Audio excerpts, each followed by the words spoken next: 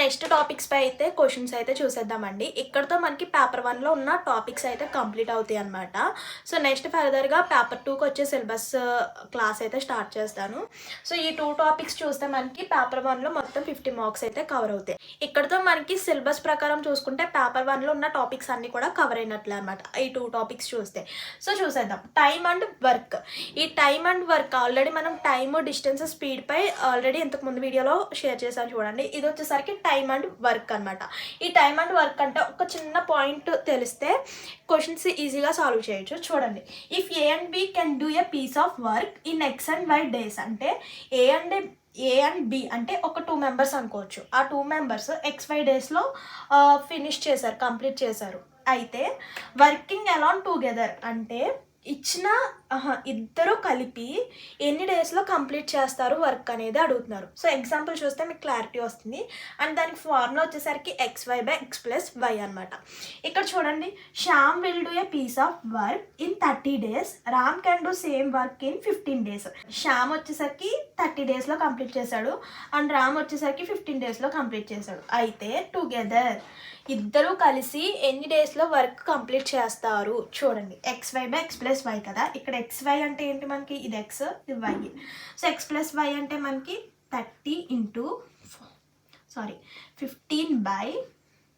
+ 15 కదా.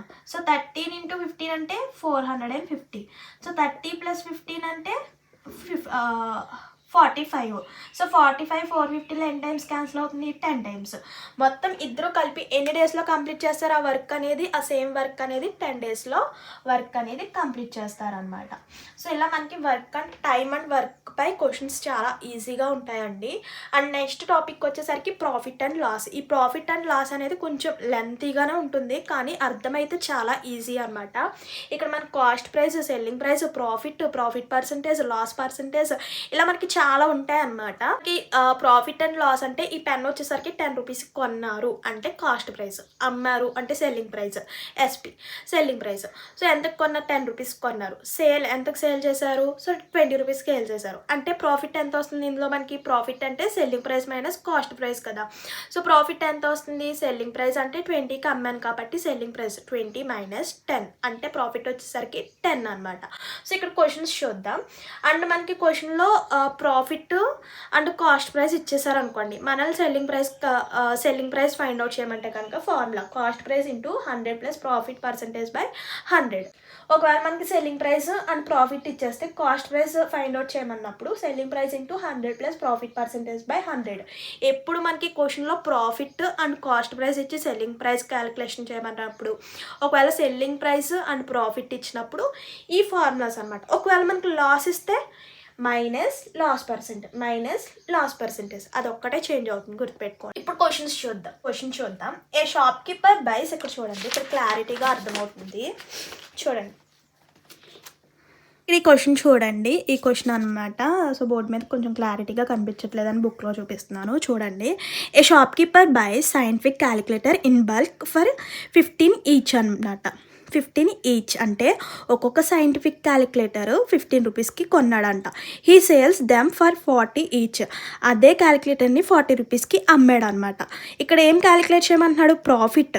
ఈచ్ క్యాలిక్యులేటర్కి ఎంత ప్రాఫిట్ వస్తుంది, అలాగే అండ్ ఆల్సో ప్రాఫిట్ పర్సంటేజ్ కూడా అడుగుతున్నాడు. ప్రాఫిట్ అండ్ ప్రాఫిట్ పర్సంటేజ్ రెండు అడుగుతున్నారు అనమాట. సో ఇప్పుడు ఈ రెండింటికి ఎలా సాల్వ్ చేయాలో బోర్డు మీద చూసేద్దాం. ఇప్పుడు ఎలా చేయాలో చూద్దాం. ఒక షాప్ కీపర్ క్యాలిక్యులేటర్స్ అయితే కొన్నాడు. అది వచ్చేసరికి ఈచ్ క్యాలిక్యులేటర్ వచ్చేసరికి 15 రూపీస్ అనమాట. అంటే మనకి కాస్ట్ ప్రైస్ ఎంత అవుతుంది, 15. సెల్లింగ్ ప్రైస్ ఒక్కొక్క క్యాలిక్యులేటర్ ఎంతకు అమ్మాడు, 40 రూపీస్కి. సో ఇక్కడ మనల్ని ఏమడుగుతున్నాడు, ప్రాఫిట్ అడుగుతున్నాడు అండ్ ప్రాఫిట్ పర్సంటేజ్ కూడా అడుగుతున్నాడు. అంటే ఇందులో ప్రాఫిట్ ఎంత మనకి చూడండి, profit = selling price minus cost price అనమాట. 40 - 15 అంటే ఎంత వస్తుంది మనకి, ప్రాఫిట్ ఎంత వస్తుంది మనకి, 25. అక్కడితో ఆగలేదు. సో ప్రాఫిట్ పర్సంటేజ్ కూడా అడుగుతున్నాడు. అంటే ప్రాఫిట్ అంటే ఈచ్ క్యాలిక్యులేటర్కి వచ్చేసరికి 25 ప్రాఫిట్ అయితే వస్తుంది. ఇప్పుడు ప్రాఫిట్ పర్సంటేజ్ క్యాలిక్యులేషన్ చేయాలి. సో ప్రాఫిట్ పర్సంటేజ్కి ఒక చిన్న ఫార్ములా అయితే ఉంటుంది. Simple profit by cost price × 100 అనమాట. సో ప్రాఫిట్ ఎంత మనకి 25, కాస్ట్ ప్రైస్ ఎంత మనకి 15. ఇంటూ 100. ఇప్పుడు మనం సింపుల్గా క్యాన్సిలేషన్ చేసుకుందాం. 5 టేబుల్లో ఇది 3 టైమ్స్, ఇది 20 టైమ్స్. ఇంకా పైన మనకి ఏం మిగులుతున్నాయి, 25 ఇంటూ 20/3.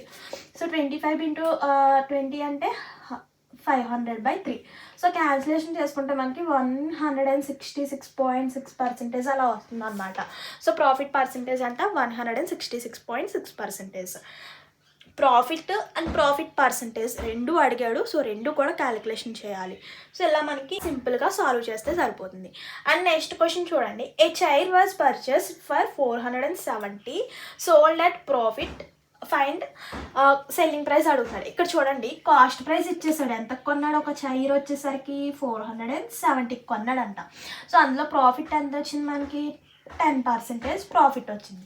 సో మనల్ని ఏమడుగుతున్నాడు, సెల్లింగ్ ప్రైస్ అంటే ఎంత కమ్మితే మనకి 10% వచ్చింది. సెల్లింగ్ ప్రైస్ ఈక్వల్ టు చెప్పాను కదా, cost price into 100 plus profit percentage by 100.